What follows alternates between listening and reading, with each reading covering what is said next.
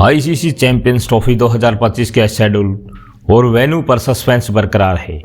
इस टूर्नामेंट की मेजबानी पाकिस्तान को मिली है, मगर भारतीय क्रिकेट टीम सुरक्षा कारणों से पड़ोसी देश की यात्रा नहीं करेगी।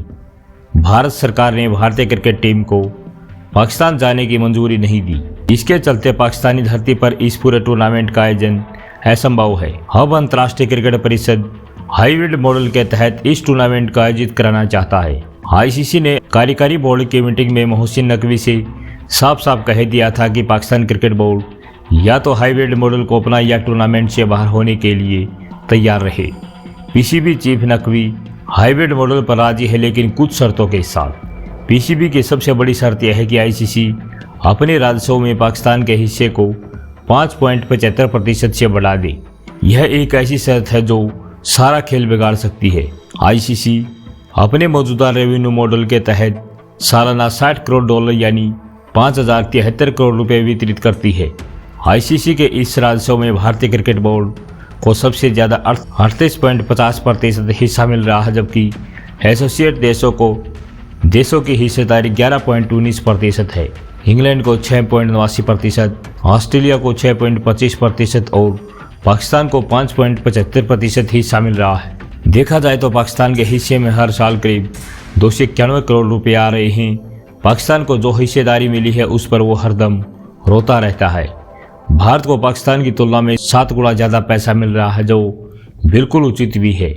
भारत क्रिकेट का सबसे बड़ा बाजार है और आईसीसी के राजस्व में उसका योगदान काफ़ी ज़्यादा है। ऐसे में आईसीसी का मौजूदा रेवेन्यू मॉडल काफ़ी हद तक सही है।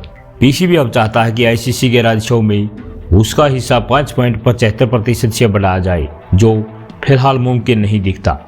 पीसीबी अगर राजस्व हिस्सेदारी में इजाफे पर अड़ा रहता है तो आईसीसी चैंपियंस ट्रॉफी को पाकिस्तान के बिना आयोजित करा सकता है। हालांकि इससे आईसीसी की प्रतिष्ठा को नुकसान पहुंच सकता है और वित्तीय हानि भी हो सकती है। पीसीबी की एक शर्त यह भी है कि 2031 तक भारत में होने वाले आईसीसी टूर्नामेंट में भी हाइब्रिड मॉडल लागू किया जाए, जो संभव नहीं दिखाई देता। कहने का अर्थ यह है कि पाकिस्तानी इस अवधि के दौरान भारत आकर आईसीसी टूर्नामेंट में नहीं खेलना चाहता।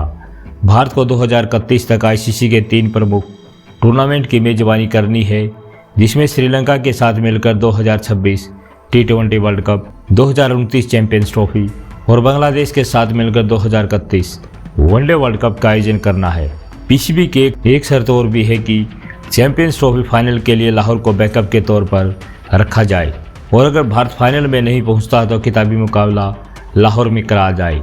पाकिस्तान अगर हाइब्रिड मॉडल को स्वीकार करता है तो भारत के मुकाबले दुबई में खेले जाएंगे, जबकि बाकी मुकाबले पाकिस्तान में होंगे और पाकिस्तान के पास मेजबानी के अधिकार होंगे। अगर टूर्नामेंट को स्थगित किया जाता है तो पीसीबी को $60 लाख यानी 50.73 करोड़ रुपए के मेजबानी शुल्क से हाथ धोना पड़ेगा।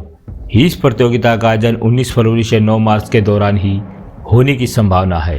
भारत ने 2008 के मुंबई आतंकी हमलों के बाद से पाकिस्तान में क्रिकेट नहीं खेला है।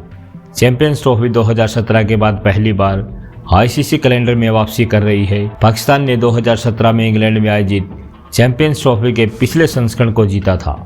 एशिया कप 2023 जो पाकिस्तान की मेजबानी में हुआ था, उसमें भारत ने अपने सभी मैच हाइब्रिड मॉडल के तहत श्रीलंका में खेले थे। दोस्तों, कमेंट में बताना कि क्या भारतीय टीम को पाकिस्तान में जाना चाहिए या नहीं। धन्यवाद।